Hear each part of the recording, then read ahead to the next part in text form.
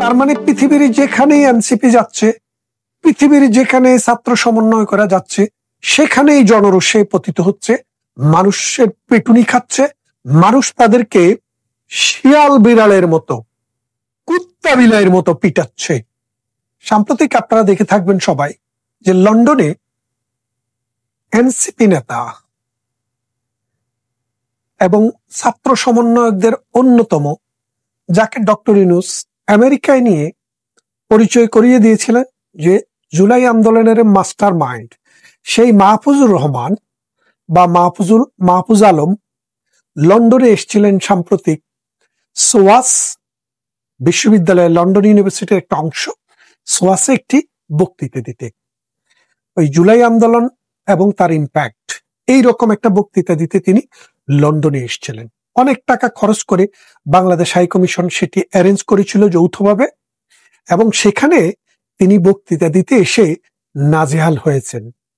তাকে এবং তার সাথে যারা ছিল তাদেরকে শেয়াল বিড়ালের মতো ধরে ধরে পিটাইছে। কাউকে কাউকে লাথি মেরেছে, কাউকে কাউকে চর থাপ্পড় মেরেছে, কাউকে কাউকে গালি দিয়েছে। এবং আপনি জানেন আরেকটা ছেলে ওই যে বিবিসিতে টাকমাথা, আগে বিবিসির সাংবাদিক ছিল, সেও এখন বাংলাদেশ হাই কমিশনে আছে লন্ডনে, ওই দালালির পুরস্কার হিসেবে লন্ডনে বাংলাদেশ হাই কমিশনের মিনিস্টার হিসেবে তাকে নিয়োগ দেওয়া হয়েছে। তাকেও জনগণ যাচ্ছে তাই ব্যবহার করেছে।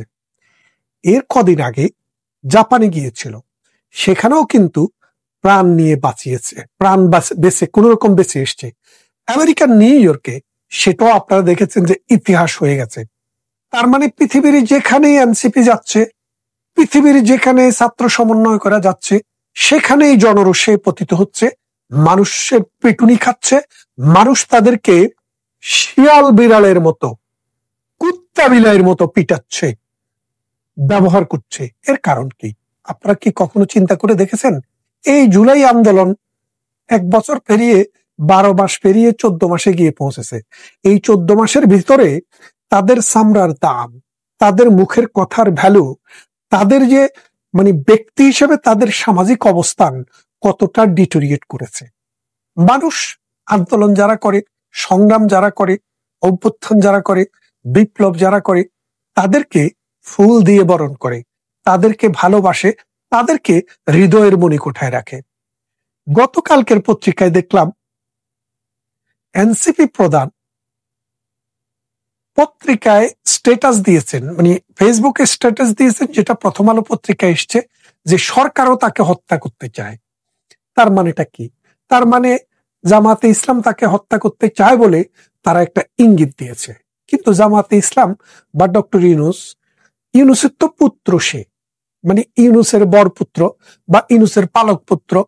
এই পালক পুত্রকে ইউনূস সরকার কেন হত্যা করতে চায় বলে তিনি বলেছেন, সেটার কি কোনো মজেজা আপনাদের জানা আছে? যদি জানা না থাকে জেনে নিন। কারণ পৃথিবীর নানান গোয়েন্দা সংস্থা, নানান দেশের গোয়েন্দা সংস্থা, বাংলাদেশের গোয়েন্দা সংস্থা, মানে এসবি, ডিবি, তারপরে আর্মিতে যারা আছে তারা সবাই, এনএসআই, তারা সবাই ইউনূস সরকারের কাছে রিপোর্ট দিয়েছে যে এএনসিপির নেতারা বাংলাদেশের 64 ডিস্ট্রিক্টে দুর্নীতিতে আকুণ্ঠ নিমজ্জিত, এবং দুর্নীতি করে করে তাদের পেট মোটা হয়ে গেছে, শরীরের সাইজ বড় হয়ে গেছে, গাড়ির কালার পরিবর্তন হয়ে গেছে। যে লোক স্যান্ডেল ভরে ঘুরতো এখন দামি দামি মানে শু পরে, জামা পরে। আপনারা জানেন যে ওয়েস্টিনের মতো জায়গায় গিয়ে এক বেলা খাওয়া, রাতের খাবার কি পরিমাণ দাম সেটা আপনারা জানেন। তার সঙ্গী সাথীদেরকে নিয়ে তারা এখন সেখানে যায় খায়। তার সাথের যারা আন্দোলন করেছে তারা খেতে পায় কিনা এ নিয়ে তাদের মাথা ব্যথা নেই, তারা নিজেরা পেট পুরাচ্ছে। এবং এই সব কারণে বাংলাদেশে তাদের ভ্যালু এখন জিরোতে। আপনারা জানেন 2-3 দিন আগে, এই 4-5 দিন আগে নেপালে একটি গণ অভ্যুত্থান হয়। সে অভ্যুত্থানে যে সরকার ক্ষমতায় ছিল সেই সরকার দেশ থেকে বিদেশে গিয়ে আশ্রয় নেয়। এখন এর পরপরই ঠিক 3 দিনের মাথায় সেই দেশে একটি সরকার আসলো। সরকারটিকে সেই দেশের সাবেক প্রধান বিচারপতি সুশীলা, তিনি দায়িত্ব নিয়েছেন। তাকে সেজদা করে হিন্দু রীতিতে মাথা নত করে তার কাছে সমস্ত দায়িত্ব বুঝিয়ে দিয়ে ছাত্ররা যারা স্কুলে চলে গেছে, কলেজ বিশ্ববিদ্যালয়ের যার যার প্রতিষ্ঠানে চলে গেছে, তারা কেউ সরকারের অংশ হয়নি, তারা কেউ সন্ত্রাস চাঁদাবাজ করছে না, তারা রাষ্ট্রকে ডিরেল করার চেষ্টা করছে না।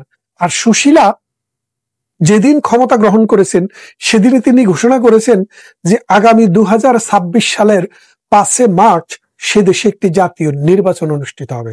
তাহলে বোঝেন, আমাদের ইউনুস, নোবেল ইউনুস, সুদী ইউনুস বাংলাদেশে এসে বছরের পর বছর থেকে ব্যক্তিগতভাবে কিভাবে ডিজিটাল ওয়ালেট নেওয়া যায়, কিভাবে বিশ্ববিদ্যালয় নেওয়া যায়, কিভাবে নিজের মামলা থেকে অব্যাহতি পাওয়া যায়, কিভাবে 666 কোটি টাকা মাফ করা যায়, আপন ভাতিজা ভাই বেরাদরকে কিভাবে সুযোগ সুবিধা দেওয়া যায়, এবং তার গ্রামীণ ব্যাংকের যেসব মহিলারা চাকরি করত, যেই সব ঘনিষ্ঠ লোক ছিল, তাদেরকে কিভাবে সরকারে রাজনীতিতে রিহেবিট করা যায়, সেই চেষ্টায় যখন ব্যর্থ সুশীলা দেশ জাতিকে একটি সুষ্ঠু নির্বাচনের মাধ্যমে মানুষের প্রতিনিধির কাছে ক্ষমতা হস্তান্তরের জন্য প্রথম দিনে ঘোষণা দিয়েছে। তাহলে এই মাহফুজরা ডক্টর ইউনূসের মাথায়, যেহেতু ডক্টর ইউনূসের বাসায় তিনি হচ্ছে মাস্টার মাইন্ড, এই ডক্টর ইউনূসের যত কিছু করছেন এই মাস্টার মাইন্ড হচ্ছে এই মাহফুজ। এই মাহফুজকে এখন যেখানে সেখানে পিটাচ্ছে। ডক্টর ইউনূসও লন্ডনে আসা যে শুভেচ্ছা পেয়েছেন সেটা সারা বিশ্ব দেখেছে। এখন মাহফুজের পালা। মাহফুজ না, ইউরোপে, আমেরিকায়, অস্ট্রেলিয়ায়, কানাডায় এবং জাপানে যেই যাবে তাকেই কিন্তু, এই যেই যাবে বলতে এই এনসিপির যারাই যাবে তাদেরকে জুতা পেটা করা হবে। কিন্তু দেখেন, আরো যে উপদেষ্টা আছে তাদেরকে কিন্তু কেউ অসম্মান করছে না, তাদেরকে নিয়ে কিন্তু কেউ মাথা ঘামাচ্ছে না, কারণ তারা সমাজকে কলুষিত করছে না, তারা মববাজি করছে না, তারা চাঁদাবাজি করছে না, তারা সন্ত্রাস করছে না।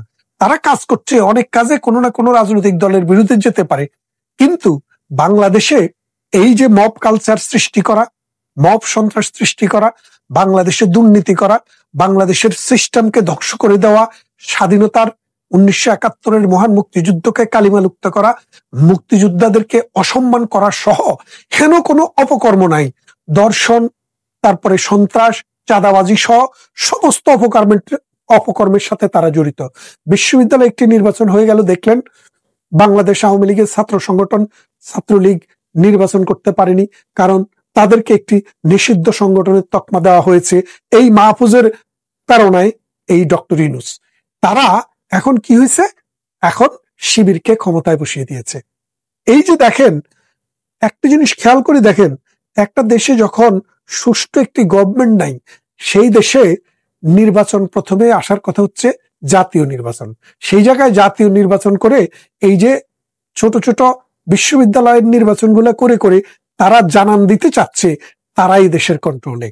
এই যে মনে করেন, গতকাল আমি দেখলাম জামাতকে ইঙ্গিত করে এই নাহিদ ইসলাম একটি স্ট্যাটাস দিয়েছে। সেখানে এই যে জামাতকে কেন ইঙ্গিত করে বলাটা, এটা হচ্ছে এক ধরনের বাউতাবাজি, ধান্দাবাজি। তারা সবাই জামাতের ছত্রছায়ায় বড় হয়েছে। জামাতের 3টা পণ চলছে, একটা জামাতের সাথে আছে, একটা এনসিপির সাথে আছে, আরেকটি এবি পার্টির সাথে আছে। এই 3টা পন্টে জামাত খেলছে, বিএনপি কে বোকা বানাচ্ছে। আর বিএনপিও ফাউল গেম খেলতে খেলতে নিজেদের ভ্যালু, নিজেদের সামাজিক রাজনৈতিক অবস্থানটা এত নিচে নেমে গেছে যে কোন একটা বিশ্ববিদ্যালয়ে এখন শিবিরের সাথে তাদের আর নির্বাচনে জয়ী হয়ে আসার কোনো সম্ভাবনা নাই। এমতো অবস্থায় এই এনসিপি নিজেরা দেখাচ্ছে যে আমরা তো জামাতের সাথে আমাদের সমস্যা আছে, জামাত ক্ষমতা আসলে আমাদেরকে এই করবে সেই করবে, জামাত আমাদেরকে সহযোগিতা করছে না, জামাত আমাদেরকে মেরে ফেলতে চায়। ওই হালান নিজেই জামাত। এটা হচ্ছে আওয়ামী লীগের যখন ক্ষমতায় ছিল কাদের ভাই, আমাদের সাবেক আমাদের বর্তমান সাধারণ সম্পাদক, ওই সময় সাধারণ সম্পাদক ছিলেন, এই কাদের ভাই বলেছিলেন যে দলে কাউয়া ঢুকেছে। কাউয়া বলতে তিনি যাদেরকে বুঝিয়েছেন, নোয়াখালীর ভাষায় কাককে কাউয়া বলে, কাউয়া বলতে তিনি বুঝেছিলেন যে এই দলের ভিতরে জামাত শিবির আলবদর রাজাকারের পুত্ররা, সন্তানরা ঢুকে গেছে, এটা পিউরিফাই করা দরকার। যার কারণে কাউয়া কাদের নামে উনারে নাম পর্যন্ত দিয়েছে মানুষ। অথচ তার কথাটি কত দার্শনিক তথ্য ছিল, কত সত্য ছিল, অবজারভেশনটা কতটা নির্ভুল ছিল, তবে তার দায় তিনি এড়াতে পারেন না। কেন এড়াতে পারেন না? কারণ তিনি যদি ব্যবস্থা তখন নিতেন, এই শিবিরের ফরহাদ যে এখন ঢাকা বিশ্ববিদ্যালয়ে জিএস হয়েছে, সে আওয়ামী লীগের জয়েন্ট সেক্রেটারি, ছাত্রলীগের জয়েন্ট সেক্রেটারি ছিল, এবং আপনারা জানেন জাহাঙ্গীরনগর বিশ্ববিদ্যালয়ে যিনি বিপি হয়েছেন তিনিও কিন্তু ছাত্রলীগের পদধারী সদস্য ছিলেন। তিনিও এখন শিবির না হইয়া স্বতন্ত্র দাঁড়িয়েছেন, এবং শিবিরের যে একটা ক্যালকুলেশন, শিবির এক ধরনের সমঝোতার মাধ্যমে তাকে পাশ করায় এনেছে, সেও শিবির। তো সেই জন্য বলছি, এখন এই শিবিরের আরেক গ্রুপ হচ্ছে ওই ইয়ের সাথে, এনসিপির সাথে। এনসিপি, এই শিবির, হিজবুত তাহরির, এরা নিজেরা শুধু মানুষের সিম্পেথি পাওয়ার জন্য দেখাতে চাচ্ছে যে আমরা শিবির না। কদিন পরে দেখবেন তারা জামাতের সাথে নির্বাচনও করবে, হয়তো জামাতের আসনে জামাত ছেড়ে দিবে, তারা নির্বাচন করবে, অথবা বিএনপি জামাত দুটাকে একসাথে এনে তারা সেখানে নির্বাচন করবে। সুতরাং আপনারা বুঝতে পারছেন যে এই মাহফুজরা এখন পৃথিবীর কোনো দেশেই আর নিরাপদ না, বাংলাদেশেও তারা নিরাপদ না। বাংলাদেশে যদি তারা এই আইন রাখতো, মানুষ, এই যে মনে করেন ছাত্রলীগের ছেলে, এই যে বরিশালের ছেলেটা তার বাবাকে, অসুস্থ বাবাকে দেখতে এসেছে, তাকে বাড়িতে ঢোকার আগেই নির্মমভাবে হত্যা করে, চিহ্নিত মানুষ সবাই জানে কারা মেরেছে, দেখেছে, রিপোর্ট আছে, টিভিতে ছবি এসছে, কিন্তু তাদের কোনো বিচার নেই। কারণ ওই লোক যে ছাত্রলীগ ছিল, যখন তার ক্ষমতা যেখানে আছে সেখানে মানুষকে বিচার করতে দিবেন না, বিচারে যেতে দিবেন না, নির্মমভাবে মানুষকে হত্যা করবেন, তখন আপনি যখন ঘরের বাইরে হবেন, যেখানে যাবেন সেখানেই আপনাকে আক্রমণ করা হবে। বাংলাদেশের বাইরে আপনি যেখানেই যাবেন, মিডল ইস্টে শ্রমিকরা থাকে, সেখানে রাজনৈতিক সমস্যা আছে, যার কারণে মিডল ইস্টে আপনারা বেড়ায় আসতে পারেন, হস্টস করে আসেন, কোনো অসুবিধা নেই। কিন্তু ইউরোপে যখন আসবেন, আমেরিকায় যখন যাবেন, জাপানে যখন যাবেন, অস্ট্রেলিয়া, কানাডা, নিউজিল্যান্ডে যখন যাবেন, তখন মনে রেখেন আপনাদেরকে প্রতিহত করার মানুষ সব জায়গায় মুক্তিযুদ্ধের সপক্ষের পতাকা নিয়ে দাঁড়িয়ে থাকবে। আপনাদের শিক্ষা হওয়া উচিত ছিল নেপালকে দেখে। নেপালের ছেলেরা সারা দেশের মানুষের কাছে ক্ষমা চেয়েছে, বলেছে আমরা আন্দোলন করতে গিয়ে কারো জীবন নাশ হয়েছে, কারো সম্পদ নাশ হয়েছে, কারো দুঃখ কষ্ট গেছে, আমরা সবার কাছে ক্ষমা চাই। এবং ক্ষমা চেয়ে তারা বলেছে আমরা আমাদের জায়গায় ফিরে গেলাম। কিন্তু তোমরা কোন জায়গায় ফিরে গেছো? টাকা বানানোর জায়গায়। টাকা বানাতে বানাতে বাপ দিয়ে বানাও, তোমাদের সচিবকে দিয়ে বানাও, ভাইকে দিয়ে বানাও। মাহফুজের ভাই অস্ট্রেলিয়াতে টাকা নিয়েছে, আমরা তো দেখলাম পত্রিকায় এসছে। তারপরে আসিফের বাবা কুমিল্লায় মানুষের কাছ থেকে টাকা নেয়, আর আসিফ সেই তদবির করে দেয়। এইরকম ভাবে যে কটা আছে সব কটাই চোর, বাটপার, বদমাশ।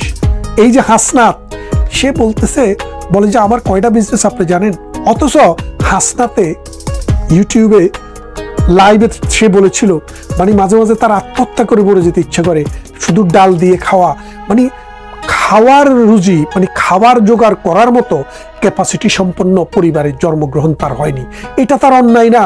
আমাদের মতো অসংখ্য মানুষ গরিব পরিবারে আমরাও জন্মগ্রহণ করেছি, কষ্ট, দুঃখ, অভাব, অভিযোগ আমরাও দেখেছি, কিন্তু ওই আমরা চুরি করি নাই, আমরা রাষ্ট্রের সম্পদ নষ্ট করি নাই, আমরা বাটপারি চিটিংবাজি করি নাই, আমরা কর্ম করে খেয়েছি। এই মাহফুজের এই হাসনাত, এই সার্জিস, তারা কদিন আগেও বিড়ি টোকায়া বিড়ি খাইতো, সেই লোক এখন কোটি কোটি টাকার মালিক। এই যে সার্জিস টেলিভিশনে এসে বলল যে আমার পরিবার এরকম 50টা গাড়ি, কেন 100টা গাড়ি দিয়েও নাকি তারা এই র্যালি করতে পারে। তারপর তার ডিএনএ পুরো বাংলাদেশের মানুষ পরীক্ষা করে দিয়েছে যে তার পরিবার একদম সাধারণ একটা পরিবার, যেই পরিবার 100 লোককে খাওয়াবারও সামর্থ্য রাখে না, সেই লোক এখন বাদশাহ আলমগীরের বংশধর হয়ে গেছে।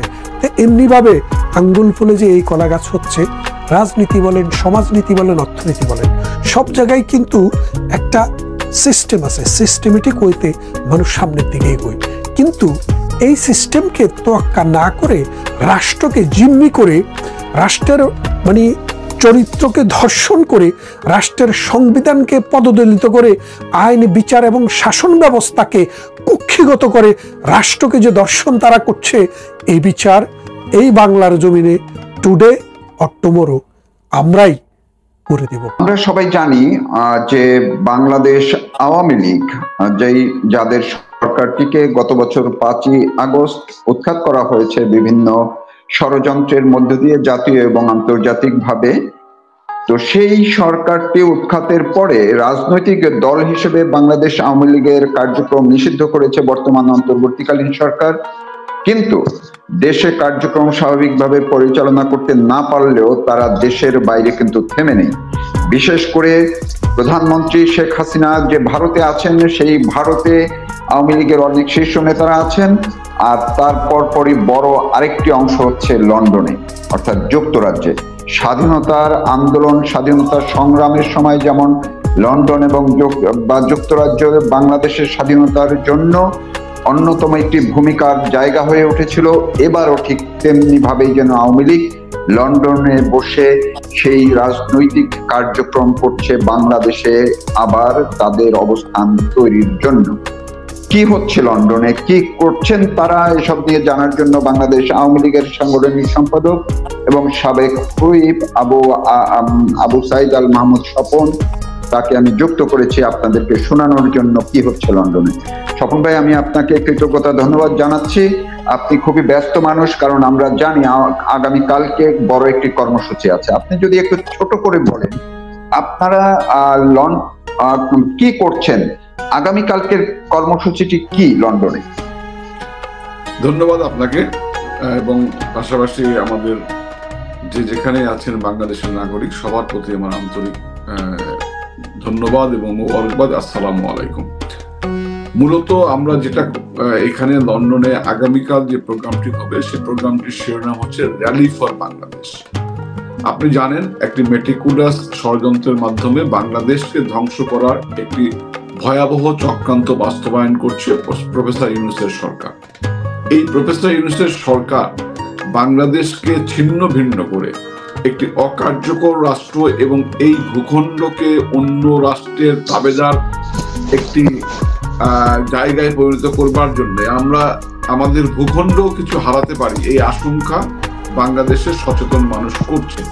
এই অবস্থায় এই প্রফেসর ইউনূসের ষড়যন্ত্রের বিরুদ্ধে গোটা বিশ্বেই যেখানে আছেন বাঙালিরা সবাই কিন্তু ফুঁসে উঠেছেন, প্রত্যেকেই তার প্রতি অনাস্থা প্রকাশ করেছেন এবং একটা সময়ে মেটিকুলাস প্ল্যানের মাধ্যমে ডিজাইন করে বিভিন্ন মিডিয়া প্রপাগান্ডা করে প্রফেসর ইউনূসকে একটা মহিরীয় করবার যে চক্রান্ত ছিল, সেখানে হয়তো অনেকে ভুলবশত বা আবেগের বশবর্তী হয়ে একসময় এই লোকটিকে পছন্দ করা শুরু করেছিলেন। কিন্তু বাস্তবতা হচ্ছে গত 1 বছরে বাংলাদেশের মানুষ দেখেছে যে এই লোকটি প্রফেসর গোলাম আজমের একটি নতুন সংস্করণ, প্রফেসর গোলাম ইউনূস। এই লোকটি বাংলাদেশকে ছিন্ন ভিন্ন করতে চায়। তো যুক্তরাজ্য প্রবাসী যারা আছেন বাংলাদেশি নাগরিক বাঙালিরা, বিশেষ করে যারা বঙ্গবন্ধুর আদর্শে বিশ্বাস করেন, মুক্তিযুদ্ধের চেতনায় বিশ্বাস করেন, তারা প্রত্যেকটি নাগরিক এখানে বিভিন্নভাবে বিভিন্ন প্রতিবাদে অংশগ্রহণ করছেন। কেউ ঘরোয়াভাবে, কেউ আপনার সামাজিক যোগাযোগ মাধ্যমে, কেউ প্রকাশ্যে রাজপথে প্রতিবাদ করছেন। গত দেখলেন দুদিন আগেও এখানে আপনার হচ্ছে গিয়ে একজন উপদেষ্টা এসেছিলেন, সেই উপদেষ্টাকে কিভাবে বাংলাদেশের সংগ্রামী ছাত্র জনতা এইখানে তাকে প্রতিহত করেছে এবং তাকে মানে তার প্রতি এক ধরনের বা সরকারের প্রতি এক ধরনের অনাস্থা প্রকাশের মাধ্যম হিসাবেই তাকে হেনস্থা পর্যন্ত করেছে। এই যে অবস্থাটি এবং আগামীকাল যে প্রোগ্রামটি রয়েছে, সেই প্রোগ্রামটি র্যালি ফর বাংলাদেশ, আমরা আশা করছি এখানে বিপুল সংখ্যক বাংলাদেশি নাগরিক, বাংলাদেশের দেশপ্রেমিক নাগরিক এখানে সমবেত হবেন এবং এখানে ট্রাফেলগার স্কোয়ার, যে বিখ্যাত ট্রাফেলগার স্কোয়ার আছে আপনার লন্ডনের, যেখানে অতীতেও বাংলাদেশের বিভিন্ন ইস্যু নিয়ে আন্দোলন হয়েছে। 1971 সালের মুক্তিযুদ্ধের সময় এখানে এই ঐতিহাসিক স্থান সহ আপনার হাইড পার্ক কর্নারে অনেক ধরনের সভা সমাবেশ বিক্ষোভ হয়েছে।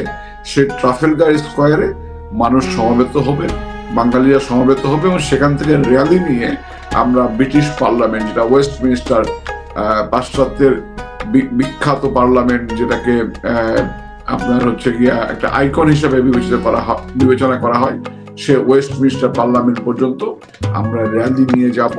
এবং র্যালির মূল বিষয়টি হচ্ছে যে ইউনূসের কে সরিয়ে বাংলাদেশকে একটি নিরাপদ বাংলাদেশ, একটি অসাম্প্রদায়িক বাংলাদেশ, একটি মাথা উঁচু করে দাঁড়ানো বাংলাদেশ তৈরি করতে এবং বাংলাদেশের জঙ্গিবাদ সন্ত্রাসবাদ দমন করে বাংলাদেশকে বিশ্বের মূল ধারায় সুপ্রতিষ্ঠিত করবার জন্য আমরা বিশ্ববাসীর বিবেককে নোটিশ করব মূলত যে বাংলাদেশে কি হচ্ছে এবং কি হওয়া উচিত। কালকের কর্মসূচিটি মূলত আয়োজন করছে কারা? লন্ডন আওয়ামী লীগ, মানে যুক্তরাজ্য আওয়ামী লীগ।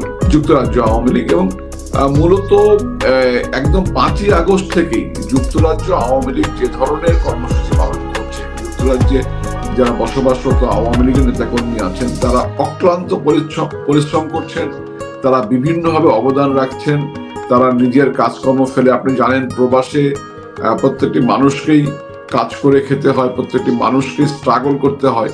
এই অবস্থায় নিজের আপনার কাজ ফেলে, আয় রোজগার ফেলে, তারপরে নিজের পকেটের পয়সা খরচ করে যেভাবে তারা অবদান রাখছেন এটি অতুলনীয়। 1971 সালেও যেমন প্রবাসে মানে বিশেষ করে লন্ডন প্রবাসীরা, যুক্তরাজ্য প্রবাসীরা যেভাবে অবদান রেখেছিলেন, এবারও 5ই আগস্টের পর থেকে ধারাবাহিকভাবে তারা অবদান রাখছেন এবং এই অবদানকে আমরা কখনোই অস্বীকার করতে পারবো না। এবং আমরা সারা জীবন আমি মনে করি যুক্তরাজ্য প্রবাসী বাঙালিদের এই যে মানে দেশের জন্য, মানুষের জন্য, দেশের মানুষের নিরাপত্তার জন্য তাদের যে প্রতিবাদের ধারা, তাদের যে কঠোর সংগ্রাম, এই সংগ্রামকে বাংলাদেশের নাগরিকরা আমরা যারা আছি আমরা সবসময় শ্রদ্ধার সঙ্গে স্মরণ করব। সেখানে কি এই কর্মসূচিতে আওয়ামী লীগের কেন্দ্রীয় কিছু নেতৃবৃন্দ তো উপস্থিত থাকবেন এবং দলীয় সভানেত্রীও কি বক্তব্য রাখবেন সেখানে অনলাইনে? দলীয় সভানেত্রী বক্তব্য রাখবার একটি পরিবেশ তৈরি হয়েছে, তিনিও বক্তব্য রাখবেন এবং আওয়ামী লীগের যারা যুক্তরাজ্যে আছেন এবং ইউরোপে যারা আছেন কেন্দ্রীয় নেতৃবৃন্দ অনেকেই যোগদান করবেন। জি, এই যে র্যালিটি, এই ক্ষেত্রে আমরা জানি যে লন্ডনে গতকালকে থেকে বোধহয় নতুন তাদের নিজস্বই একটি পরিস্থিতি তৈরি হয়েছে, সরকার বিরোধী এক ধরনের আন্দোলন তৈরি হয়েছে। এইটি কোনোভাবে আপনাদের আবার কোনো ঝামেলায় পড়তে হবে কিনা, বা লন্ডন আওয়ামী লীগ এই জায়গায় কোনো সমস্যা তৈরি হচ্ছে কিনা? লন্ডনে সাধারণত আপনার হচ্ছে যেটা হয় সেটা হচ্ছে যে কোনো ধরনের কর্মসূচি পালন করতে হলে এখানে পূর্ব অনুমতি নিতে হয় পুলিশের কাছ থেকে, কর্তৃপক্ষের কাছ থেকে। সেই পূর্ব অনুমতিগুলো নেওয়া হয়েছে এবং আমি আশা করছি যে এখানে কোনো ধরনের ঝামেলার সৃষ্টি হবে না। এবং লন্ডন আমাদের যুক্তরাজ্য আওয়ামী লীগের নেতৃবৃন্দ তারা অত্যন্ত বিচক্ষণ এবং অভিজ্ঞ, তারা দীর্ঘদিন ধরে আন্দোলন সংগ্রাম করে আসছেন, রাজনৈতিক কর্মসূচি পালন করে আসছেন এবং অনেকেরই দেশেও অতীত রাজনৈতিক ইতিহাস রয়েছে, ছাত্র রাজনীতির ইতিহাস রয়েছে। তারা অত্যন্ত বিচক্ষণ, প্রজ্ঞাবান, তারা বিষয়টি সুন্দরভাবে ব্যবস্থাপনা করছেন এবং প্রতিনিয়ত তারা বসছেন, প্রতিনিয়ত তারা প্রস্তুতি গ্রহণ করছেন। এটি আমি মনে করি কোনো ঝামেলা হবে না। আমরা যারা দেশ থেকে এসেছি আমরা তো যুক্তরাজ্যের এই পরিবেশ সম্বন্ধে বা আইন কানুন সম্বন্ধে অত বেশি ওয়াকিবহাল না, ফলে আমরা মূলত তাদের প্রজ্ঞার উপর এবং তাদের আপনার হচ্ছে কমিটমেন্টের উপরে আমরা নির্ভর করছি। আমরা সহযোগী হিসাবে তাদেরকে অনুপ্রাণিত করবার চেষ্টা করছি, তাদের সঙ্গে থেকে আমাদের উপস্থিতি যেন তাদেরকে কিছুটা আশাবাদী করে সাহস যোগায়। এই কারণে আমরা তাদের পাশে সহায়ক শক্তি হিসাবে থাকছি, কিন্তু মূল কাজটি। আমি এবার একটু দেশের ভিতরে যদি বিষয় নিয়ে আলোচনা আপনাকে একটু যুক্ত করি, সেটি হচ্ছে আমরা দেখলাম বিএনপির একজন নেতা সালাউদ্দিন সাহেব, তিনি আজকে তার নাম দিয়ে কোনো মিডিয়াতে, এখন যদিও মিডিয়াতে কি কখন কি কোনটা আসল কোনটা নকল কোনটা গুজব এগুলা তো বোঝা মুশকিল, কিন্তু তার বরাত দিয়ে কোনো মিডিয়াতে আমরা দেখলাম বলছে যে আওয়ামী লীগ এখন মিছিল করলে তাতে বাধা দিবে না কোনো। তো এইটার আপনি কোনো তাৎপর্য পাচ্ছেন কিনা? তারা কেন এই কথা বলছে বা কেনই এতদিন, তার মানে তারা এতদিন যা করেছে গত 13 মাসে বা গত জুলাই থেকে, এখন এটার আপনি কোনো ব্যাখ্যা দিবেন কিনা সাংগঠনিক সম্পাদক হিসেবে বাংলাদেশ আওয়ামী লীগের? এটার ব্যাখ্যা দেশবাসী অলরেডি পেয়ে গেছেন, কারণ বাংলাদেশের নাগরিকরা অত্যন্ত সচেতন নাগরিক, রাজনৈতিকভাবে তারা এটা বোঝেন সবই। আর এই যে তথ্যটি বা যে সংবাদটি পরিবেশিত হয়েছে, এটা আদৌ তিনি বলেছেন কিনা এটাও আসলে বোঝা বড় মুশকিল। যদি তিনি বলে থাকেন তাহলে তিনি পক্ষান্তরে দুটি বিষয় এখানে এনেছেন। একটি হচ্ছে যে গত 1 বছর ধরে বাংলাদেশে যা সন্ত্রাস হয়েছে, আওয়ামী লীগের মিছিলে যে বাধার সৃষ্টি হয়েছে এবং আদালত সহ বিভিন্ন জায়গায় যে মব সন্ত্রাস হয়েছে, আমাদের বাড়িঘর ব্যবসা প্রতিষ্ঠানে যে লুটপাট হয়েছে, এটার সঙ্গে তাদের সংশ্লিষ্টতা তিনি এক ধরনের স্বীকার করে নিয়েছেন, যে এখানে তাদের সক্রিয় অংশগ্রহণ ছিল। এটি এক ধরনের স্বীকার করে নেওয়া প্রথমত। দ্বিতীয়টি হচ্ছে তারা আর আওয়ামী লীগের মিছিলে বাধা দিবেন না, এটি বলার মধ্য দিয়ে তারা এক ধরনের হতাশা ব্যক্ত করেছে, যে বিশেষ করে যে বিভিন্ন বিশ্ববিদ্যালয়ে যে নির্বাচন প্রহসন হলো, এই নির্বাচন প্রহসনে তারা তাদের অবস্থানটিকে সেভাবে জানান দিতে পারেননি যে বিএনপি বাংলাদেশে একটি বড় রাজনৈতিক দল হিসাবে আত্মপ্রকাশ করেছিল এবং দীর্ঘদিন ধরে বড় রাজনৈতিক দল হিসাবে তারা নিজেদেরকে দাবি করতেন এবং মানুষরা বিশ্বাস করতেন। আমিও বিশ্বাস করতাম যে বাংলাদেশে আওয়ামী লীগ এবং বিএনপি এই দুটি বড় রাজনৈতিক দল। তো এইখানে যে মাঝখানে অন্য পক্ষ ঢুকে গেছে এবং মাঝখানে যে এক ধরনের তোমাকে বধিবে যে গুগলে বাড়িছে সে, বিএনপির ছায়াতলে থেকে জামাত ইসলাম যে একটি বড় ধরনের রাজনৈতিক শক্তি হিসাবে আত্মপ্রকাশ করলো এই ইলেকশনগুলোর মধ্য দিয়ে, এতে করে বিএনপির মধ্যে একটা হতাশা সৃষ্টি হয়েছে এবং বিএনপি উপলব্ধি করতে পারছে যে বাংলাদেশে আওয়ামী লীগ না থাকলে বিএনপির প্রয়োজনীয়তা ফুরিয়ে যাবে। এটি হচ্ছে রাজনীতির একটা বিশেষ সমীকরণ। যেমন আওয়ামী লীগ না থাকলে বিএনপির প্রয়োজনীয়তা ফুরিয়ে যাবে, বিএনপি না থাকলেও আওয়ামী লীগের প্রয়োজনীয়তা সেভাবে ফুরিয়ে যাবে না, কারণ আওয়ামী লীগ রাজনীতির মূলধারাকে, দেশের মূলধারাকে ধারণ করে। আওয়ামী লীগ তার স্বকীয় শক্তি নিয়ে চলবার ক্ষমতা রাখে, কিন্তু বিএনপির মূল পুঁজিটি হচ্ছে আওয়ামী লীগ বিরোধিতা। তো সেই জায়গাটায় তারা মনে করছেন যে গত 1 বছর ধরে তারা যে কাজটি করেছেন বা তাদের নেতাকর্মীরা যেভাবে অবাধে সবকিছু দখল করে নিয়েছেন এবং 15 বছরে আমাদের বিরুদ্ধে যে দুর্নীতির অভিযোগ আনা হয় তার তো কিছুটা যদি সত্যও হয়, তাহলে 15 বছরে আওয়ামী লীগ যা করতে পারেনি বা আওয়ামী লীগের নাম ধরে কিছু ব্যক্তি যা করতে পারেনি, গত 12-13 মাসে বিএনপির নেতাকর্মীরা তার থেকে অনেক বেশি লুটপাট করে সম্পদ আহরণ করেছেন। তো এই অবস্থায় দেশের মানুষের কাছে বিএনপি প্রয়োজনীয়তা দিন দিন ফুরিয়ে যাচ্ছে এবং বিএনপির জনপ্রিয়তা দ্রুত হ্রাস পাচ্ছে। এই অবস্থায় সালাউদ্দিন সাহেব যে কথাটি বলেছেন সেটি হচ্ছে তার হতাশা ব্যক্ত করেছেন। এই হতাশা থেকে বিএনপি কোথায় গিয়ে দাঁড়ায় এটা আমাদের দেখবার বিষয় আছে। এখনই অতিরিক্ত মন্তব্য করবার কোনো কারণ নেই, তবে আমি আশা করব বিএনপি যদি উপলব্ধি করে যে তারা যা করেছেন সেটি ভুল করেছেন, তাহলে এটি দেশের জন্য মঙ্গল হবে। জি, আমি একদম শেষ আপনাকে আরেকটি প্রশ্ন করতে চাই। সেটি হচ্ছে, যেমন আজকেও প্রধান উপদেষ্টার নেতৃত্বে এই যে ঐকমত্য কমিশনের একটি সভা হয়েছে, সেখানে বেশ কিছু রাজনৈতিক দলের নেতারা ছিলেন, তারা সেখান থেকে বেরিয়ে কথা বলেছেন বিভিন্নভাবে এবং প্রধান উপদেষ্টা আবারও বলেছেন এমন ভাবে তাদের সবাইকে ঐক্যবদ্ধ হতে হবে যাতে করে এই জুলাই সনদ বাস্তবায়ন করতেই পারে এবং একমত হতে হবে, যাতে করে ফেসিবাদ মানেই তারা আওয়ামী লীগকে মিন করে ফিরতে না পারে। তার মানে তারা কি ডক্টর ইউনূসকে একদম ওর নিশ্চিত হয়ে গেছে যে আওয়ামী লীগ খুব দ্রুত সময়ে ফিরবে, এই জন্য কি তারা এখন একদম শেষ চেষ্টাটুকু করছে সবাইকে নিয়ে? আপনার কি মনে হয়? দেখুন, প্রফেসর ইউনূসের পায়ের তলায় যে মাটি নেই এবং তাদেরকে যারা বসিয়েছেন, তাদেরকে যারা পৃষ্ঠপোষকতা করেছেন, যারা তাদের পেছনে ছিলেন, তারা উপলব্ধি করতে পেরেছেন যে বাংলাদেশে প্রফেসর ইউনূস বা ইউনূস সমর্থিত রাজনৈতিক দলগুলোর কোনো জনপ্রিয়তা নেই। এখানে যে কিংস পার্টি করা হয়েছিল, সেই কিংস পার্টি কালের আবর্তে ইতিমধ্যে হারিয়ে গেছে, যেটি অতীতেও হয়েছে।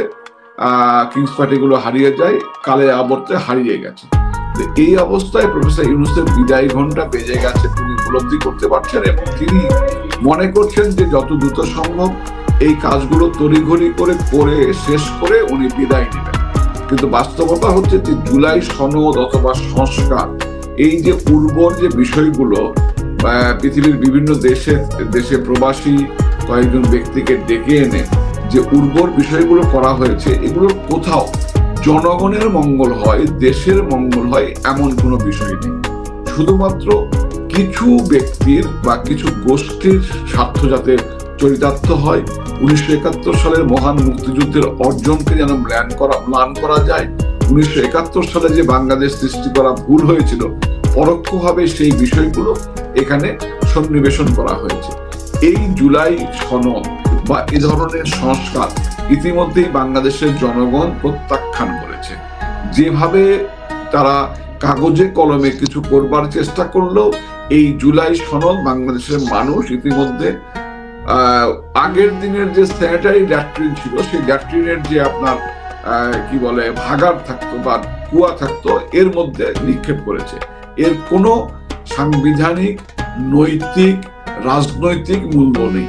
জুলাই সনদ ইতিমধ্যে আস্থা করে নিক্ষিপ্ত হয়েছে, এই সনদ আলোর মুখ দেখবে না এবং এই সনদের উপর ভিত্তি করে বাংলাদেশে কিছুই হবে না। বাংলাদেশের সঙ্গে আওয়ামী লীগ অঙ্গাঙ্গিভাবে জড়িত রয়েছে। বাংলাদেশের লাল সবুজ পতাকা থেকে শুরু করে বাংলাদেশের সবুজ পটভূমির সঙ্গে আওয়ামী লীগের সম্পর্ক আত্মার সম্পর্ক। এই নিবিড় সম্পর্ক ভাঙবার মতো শক্তি পৃথিবীর কোনো শক্তির নেই, পৃথিবীর কোনো পরাশক্তির নেই। সুতরাং আওয়ামী লীগ ফিরবেই, আওয়ামী লীগ মানুষের মণিকোঠায় আছেই। আওয়ামী লীগের প্রতি দীর্ঘদিন আওয়ামী লীগ রাষ্ট্রীয় ক্ষমতায় থাকবার কারণে মানুষের অনেক এক্সপেকটেশন, ব্যক্তিগত এক্সপেকটেশন অথবা অনেক ধরনের ইচ্ছা মানুষের পূরণ করতে না পারার কারণে অনেকের মধ্যেই হয়তো দীর্ঘকালীন ক্ষমতার কারণে আওয়ামী লীগের প্রতি এক ধরনের নেতিবাচক মনোভাবের সৃষ্টি হয়েছিল। কিন্তু গত 1 বছরে বাংলাদেশের মানুষ উপলব্ধি করতে পেরেছেন কারা তাদের প্রকৃত বন্ধু, কারা তাদের প্রকৃত সেবক। সেই উপলব্ধি থেকেই মানুষ মনে প্রাণে এখন আওয়ামী লীগের প্রত্যাবর্তন প্রত্যাশায় প্রহর গুনছেন। ইনশাল্লাহ বঙ্গবন্ধু কন্যা জননেত্রী শেখ হাসিনা আবারও রাজসিক প্রত্যাবর্তন করবেন। জনগণের জয়মাল্য গলায় নিয়েই তিনি প্রত্যাবর্তন করবেন এবং তার নেতৃত্বেই বাংলাদেশ আবার মাথা উঁচু করে দাঁড়াবে। বাংলাদেশ আবার তার আপন পথে সামনের দিকে এগিয়ে যাবে ইনশাল্লাহ।